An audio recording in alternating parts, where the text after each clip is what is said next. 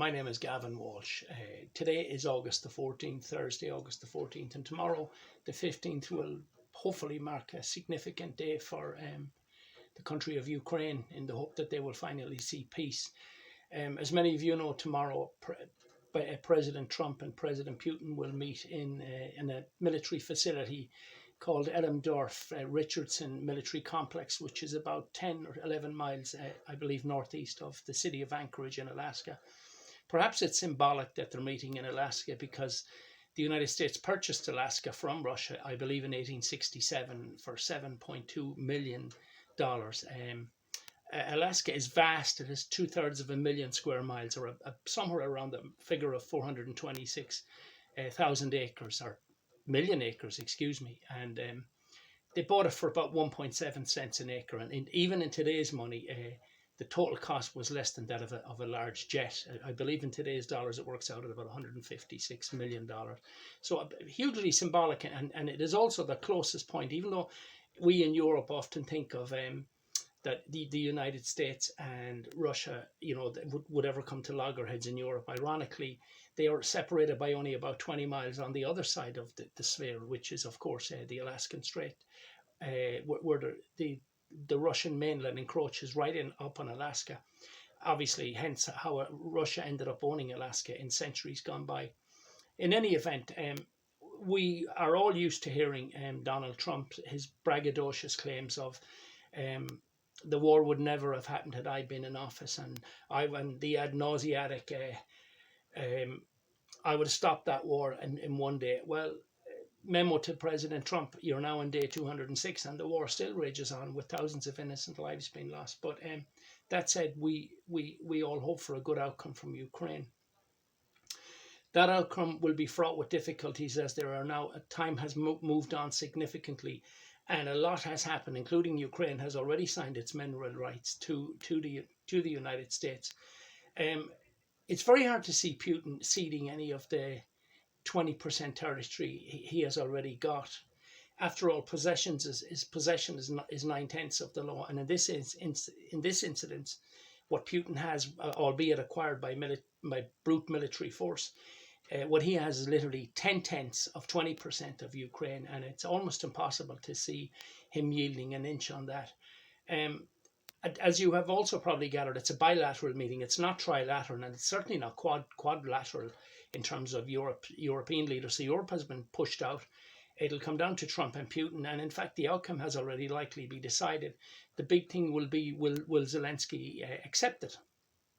Or will Zelensky's people accept it? Because irrespective of what Putin and Trump arrive at tomorrow, the government of Ukraine will have two choices. They will have to either accept it and ratify it through their governmental parliamentary procedures, or they'll have to fight on. And fighting on is almost unimaginable, because it just like it's going to be, looks like it's going to be a never-ending war, much like the 100-year Crimean War from times gone by. One can hardly but help feel sorry for Zelensky. I personally feel sorry for him, because Zelensky was 11 years old when all of this kicked off. The true origins of this can be traced back to November the 9th, 1989, when the Berlin Wall fell. And Zelensky, I believe, was born in January 78. So he was not even 12. He was 2 months shy of 12. And I have already covered this in a video about the fall of the Berlin Wall and how it became a major predicatory factor in that one day Russia would draw a line in NATO expansionism. Now, a lot of people are out there will always come back with the line, oh, every country has a right to its own destiny, whether it wants to join the EU or leave the EU or join NATO or whatever. And that's true, but there are consequences for actions, and there are specifically consequences for actions if you're living next door to a superpower, as Grenada suffered in 1983 when Russian influence came into America's backyard, and indeed back in 1963 in the Cuban Missile Crisis. So it's not an easy concept to say we want our freedom, we'll have our freedom, and one can only hope for the best for Ukraine. On another front, it has been noted secretively that if a hair on Putin's head is harmed, specifically by the likes of the academics in the International Criminal Court in The Hague, will be held to pay. Now, President Trump showed the military prowess of the United States when he launched two Ohio-class submarines to an unspecified location. Unspecified location means within firing distance, and each of these subs displaces, I believe, about 18 or 19,000 tons of water. But leaving what they displace aside, each of them has 20 missiles, 20 ICBMs, and intercontinental ballistic missiles.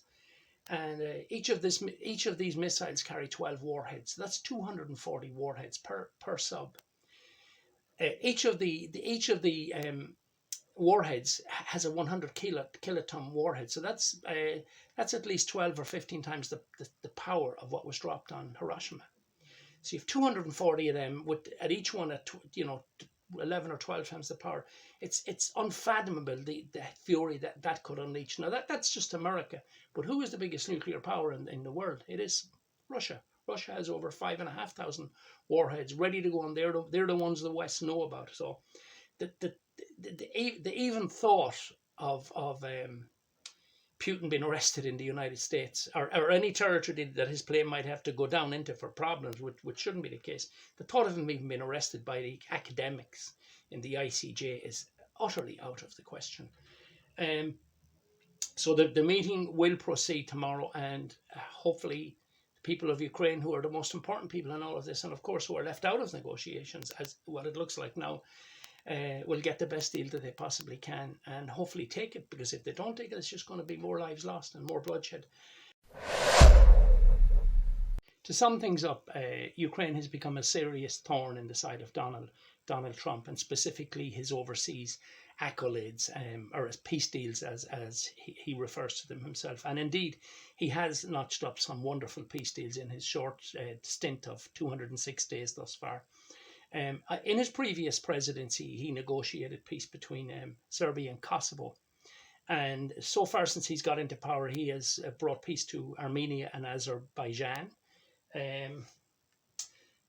Thailand and Cambodia, the Rwanda and the Democratic Republic of the Congo, and the latest India and Pakistan skirmish over the Kashmir region. So Donald Trump's real prize is not money and not power, believe it or not. It might have been power in his first presidency. Now he's after a very special prize, and that prize is the Nobel Peace Prize.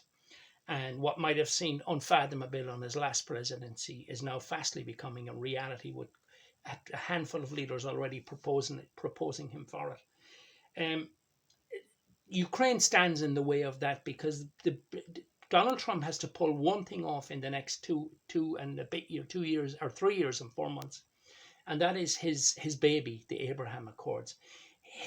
Under his presidency, the Abraham Accords were set up, and they were set up with their sole goal is to normalize relations between Israel and the Arab nations. Now, Israel has already got recognition from several Arab nations, but this is to bring them all under the umbrella. And the jewel in Trump's crown will, of course, be Saudi Arabia.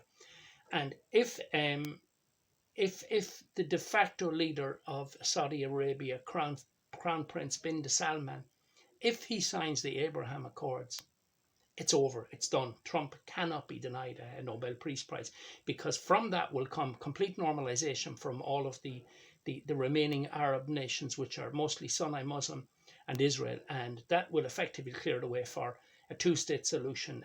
Whether people in Israel are the extremes, and both of them are aware of this, or whether they accept it, is another thing. It's really, it will largely become inconsequential, because once Saudi Arabia signs onto the Abraham Accords, things will become a whole lot easier in the Middle East, and hopefully peace will reign. And any of the experts out there that are watching the real Trump, and not the bullshit that he comes out with, that he's going to take over Greenland and Canada, and of course all the plebs buy that and the mainstream media buy it. But if you step aside from mainstream media and you look at his achievements on the countries he brought peace to so far, specifically the Armenian and Azerbaijan one, they're phenomenal efforts. I mean, 36,000 people were killed in that war in the last 30 years, and he solved it in his first few days in office, I believe, this term, on the second term. But if he can pull off the Abraham Accords, and all he needs is the Saudis to sign it, it's done.